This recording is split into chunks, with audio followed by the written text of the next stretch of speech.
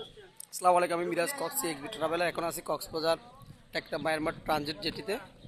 তো এটা খুব সুন্দর একটা জেটি। এটা একটা মেন টাউন থেকে আপনারা 10-20 টাকা অটো করে চলে আসতে পারেন।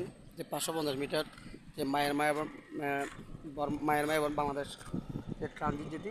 আসলে এখানে আসার পরে একটি ইন্টারেস্টের বিষয় হয়েছে যে আপনারা এখানে প্রতিটি ছোট ছোট নৌকা বোট দেখতেছেন, সবগুলোতে জাতীয় পতাকার যে প্লাগ, সেই প্লাগটা এখানে আছে।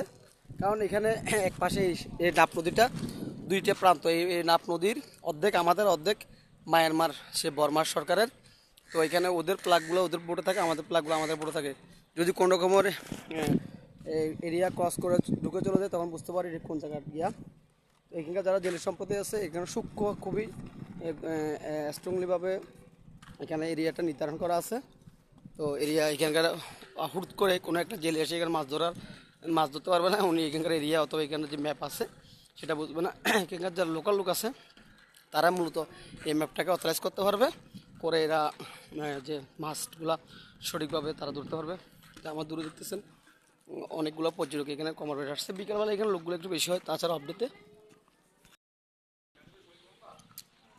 আসলে এখানে একটা ক্যান্টিন আছে, খুব সুন্দর ক্যান্টিন। আপনারা আসলে এখানে এসে ক্যান্টিনে তাহলে আপনারা নাস্তা করতে পারবেন। এবং যে বিজেপির যে এখানে একটা ব্রেকেট দেওয়া হয়েছে দেখছেন, ব্লক সিমেন্টের, এগুলো ব্লকগুলো মূলত দেওয়ার কারণ হচ্ছে প্রায় সময় এখানে মায়ানমার বাংলাদেশ এখানে একটা গোলাগুলি হয়, তখন এখানে সব বন্ধ থাকে।